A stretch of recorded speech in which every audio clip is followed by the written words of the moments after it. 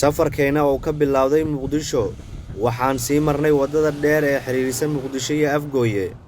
Waxaan sii marnay deegaano iyo tuulooyin dhaca gobolka Shabeellaha Hoose oo ay gacanta ku hayaan ciidanka xoogga dalka.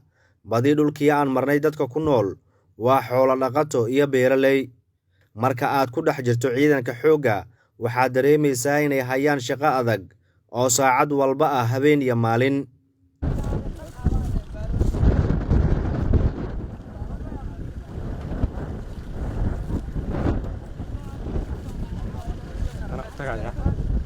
Goobihii aan tagnay waxaa ka mid ah deegaanada Macalinka, Sabriye, Binaanka Balow, Mooradiinle iyo Ciise Lugoole oo hoos yimaada magaalooyinka Oodhigle, Bariire, Afgooye iyo Nabarkonton. Howlgalkan oo ujeedkiisu ah xaqiijinta ammaanka dhammaan deegaanada ciidanka xooggu ay gacanta ku hayaan ayaa waxaa hogaaminayay taliyaha ciidanka gaarka ah ee xoogga dalka Soomaaliya, Cabdullaahi Mustafe oo ku magac dheer Madaalo Qaran. Taliye Mustafe ayaa sheegay inuu sii socon doono howlgallada amni xaqiijinta ah, isagoo xusay inay qorsheynayaan sidii ay gacanta ugu dhigi lahaayeen dhammaan deegaanada ku jira gacanta Al-Shabaab.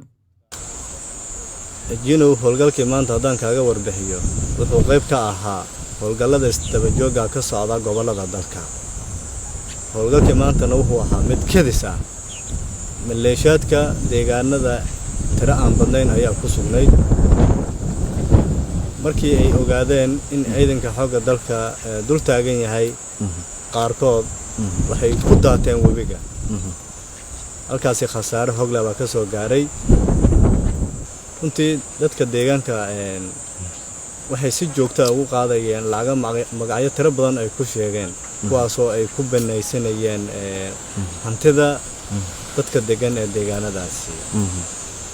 Waxayna gabi ahaanba dadka deegaanka ay u diideen nolosha inay si hore u noolaadaan dadka ku sugan deegaanadaasi. Runtii howlgalladani waa sida hadda aad la socoteen waa howlgallada joogto ah oo socda weeye. Howlgallo joogsanayna ma aha ilaa nabadgelyada dalkani laga safeeyo wuu soconaya, mana joogsan doono haddii Rabbeedmo. Maalin walbana goob walbo ay ku jiraan amba hal walba ay ku dhuumalaysanayaan waa tagaynaa insha Allah.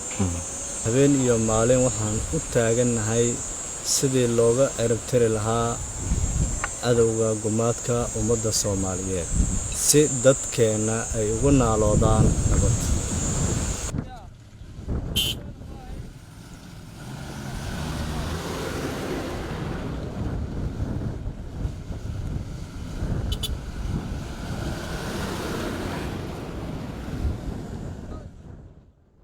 محمد يحيى جينو gobolka Shabeellaha Hoose.